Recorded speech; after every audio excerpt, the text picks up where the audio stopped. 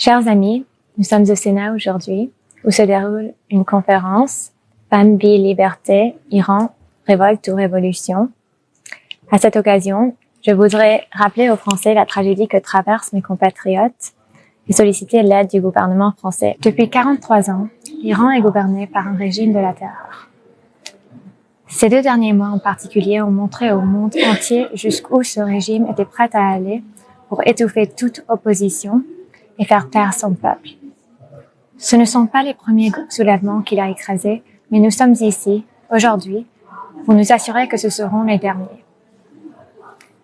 Depuis son installation, la dictature religieuse a persécuté notre peuple, nos intellectuels, nos artistes, nos femmes, nos jeunes, nos minorités ethniques et religieuses. Sa seule obsession a été de consolider son pouvoir au détriment du plus grand nombre. Elle a bafoué l'ordre fondé sur le droit international. Elle a déstabilisé ses voisins. Elle a été une négation de la laïcité et de la modernité, dans la loi comme dans la pratique.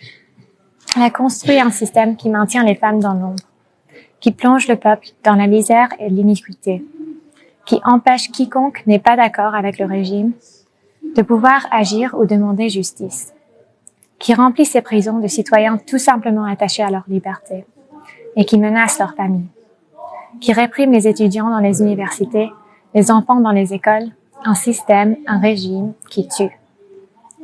Le peuple français, qui a accueilli avec humanité de nombreux réfugiés et dissidents iraniens, connaît bien la brutalité de ce régime.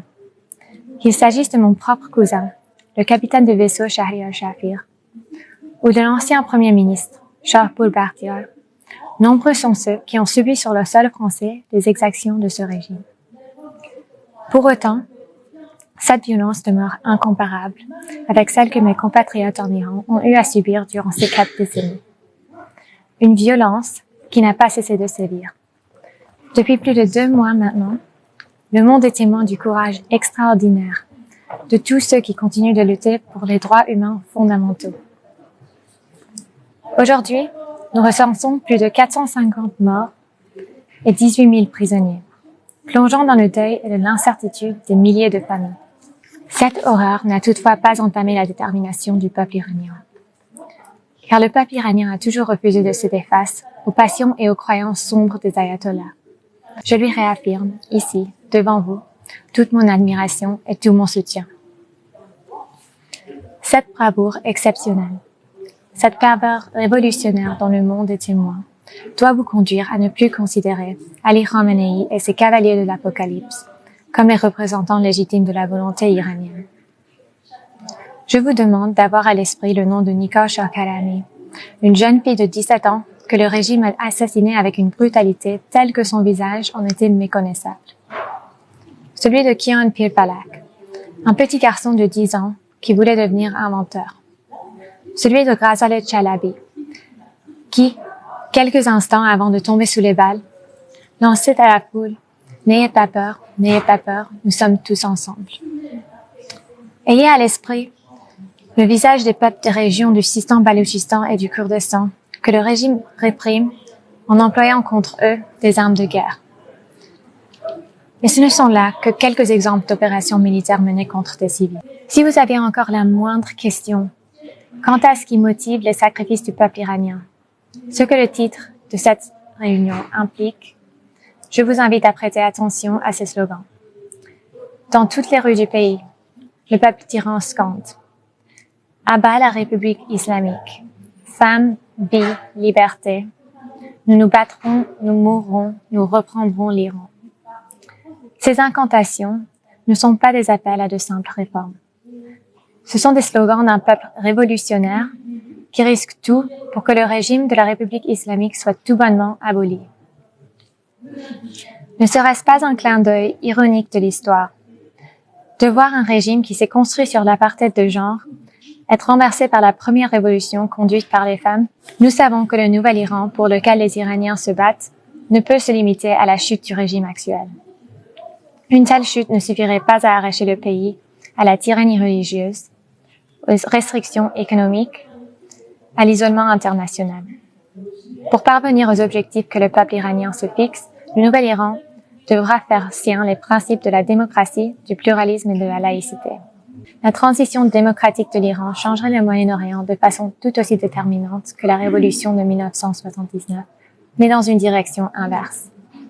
Le nouvel Iran cesserait de soutenir et financer le terrorisme au Moyen-Orient. Ce terrorisme qui a si souvent touché l'Europe, et en particulier, ces dernières années, la France. Il encouragerait les entreprises françaises et européennes à compter sur les 85 millions d'Iraniens prêts à prendre part au progrès du monde. Cette révolution du peuple porterait ainsi une nouvelle espérance. C'est pourquoi nous demandons quelle politique le monde, et en particulier la France, entend poursuivre. D'abord, le régime doit être tenu pour responsable des crimes qu'il a commis et continue chaque jour de commettre contre le peuple iranien. Je formule donc la demande que les prétendus diplomates du régime en poste en France soient expulsés et que l'ambassadeur de France à Téhéran soit rappelé à Paris. Il faut sanctionner les dignitaires de ce régime qui se sont livrés à des violations des droits de l'homme, où qu'ils soient. La France doit renvoyer chez eux les familles et les proches de ces criminels qui vivent ici une vie de faste.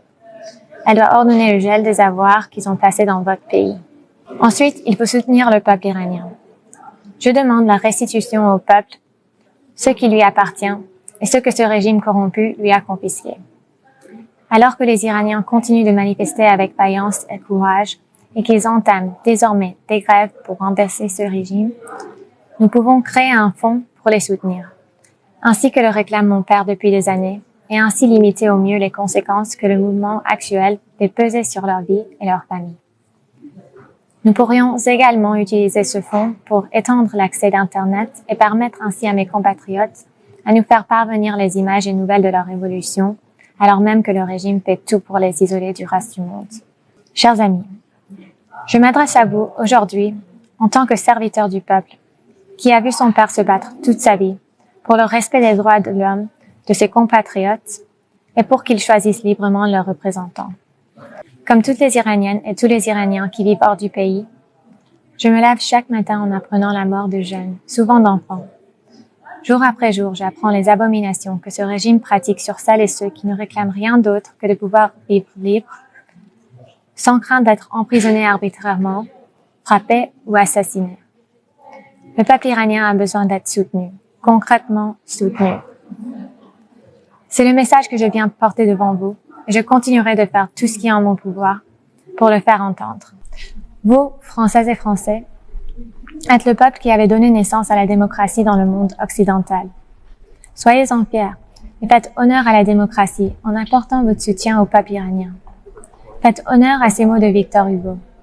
En ces temps troublés, soyons les serviteurs du droit et les esclaves du devoir.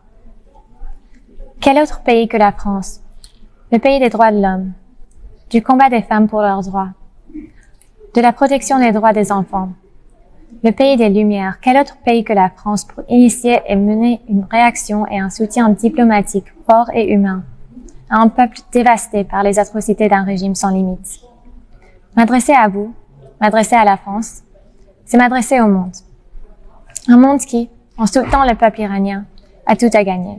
Les Iraniens portent dans leur âme la générosité et l'hospitalité. Ils se souviendront de ceux qui les ont soutenus dans les moments charnières de leur histoire. Et je voudrais pouvoir leur dire, très bientôt, dans un Iran libéré, que la France et son peuple se sont tenus à leur côté. Vive l'Iran, vive la France et vive l'amitié franco-iranienne.